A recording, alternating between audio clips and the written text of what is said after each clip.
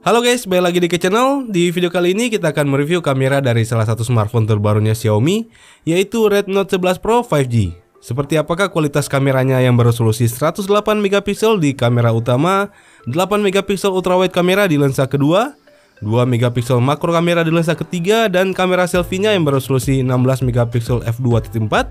Nggak pakai lama, langsung saja kita mulai. Oke, dan ini adalah hasil perekaman video kamera belakang atau kamera utama dari Redmi Note 11 Pro 5G ya.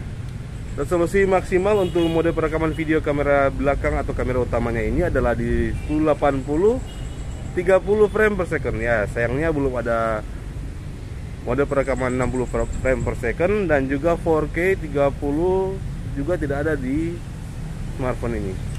Cukup disayangkan sih ya, tapi kalian bisa lihat hasilnya, bisa lihat perbandingannya. Oke, dan ini adalah hasil perekaman video di kamera depannya.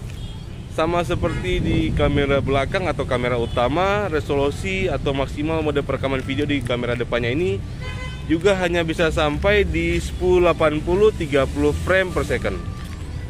Dan kalau saya lihat di viewfinder, hasilnya masih cukup stabil walaupun agak sedikit goyang, tapi nanti kita lihat pada hasil akhirnya.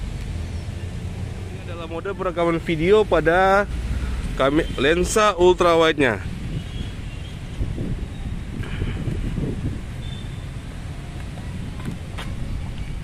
Untuk stabilisasinya masih bisa aktif ya guys di lensa ultrawide-nya ini.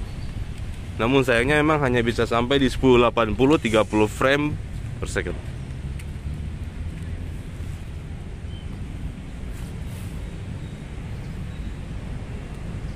Ya, dan ini adalah hasil perekaman video di Redmi Note 11 Pro 5G di kamera utamanya pada kondisi low light, menggunakan sensor kameranya yang beresolusi 108 megapiksel. Tulis pendapat kalian di kolom komentar di bawah ya guys.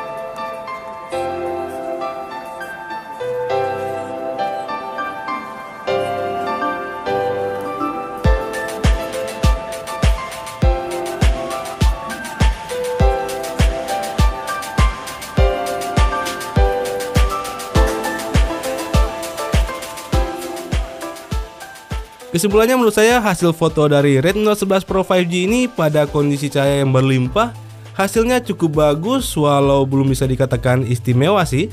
Hasil fotonya terbilang tajam dan detail, serta reproduksi warnanya juga akurat. Namun akurat yang saya maksud di sini khusus di kamera utamanya ya guys, karena untuk reproduksi warna pada lensa lainnya sayangnya masih kurang konsisten dan cukup terasa perbedaan hasil fotonya. Apalagi pada kamera selfie-nya. Entah kenapa di beberapa kondisi warnanya terlihat lebih kuning atau warm dibandingkan kondisi aslinya.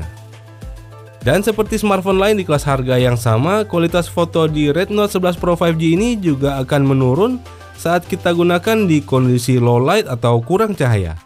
Namun tidak separah dibandingkan seri regulernya sih. Untuk seri Pro 5G ini hasil foto low light-nya masih sedikit lebih baik, apalagi saat kita mengaktifkan mode malamnya. Hasil fotonya akan jadi lebih terang dengan noise yang agak sedikit minim. Jadi pastikan kalian selalu menggunakan mode malam saat ingin mengambil gambar di kondisi kurang cahaya. Untuk hasil videonya, menurut saya untuk seri kali ini memang agak kurang greget ya guys dibandingkan seri pendahulunya.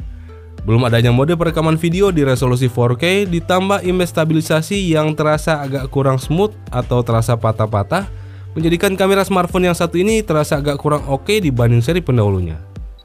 Tapi untungnya Redmi Note 11 Pro 5G ini secara default sudah diaktifkan fitur kamera 2 pinya.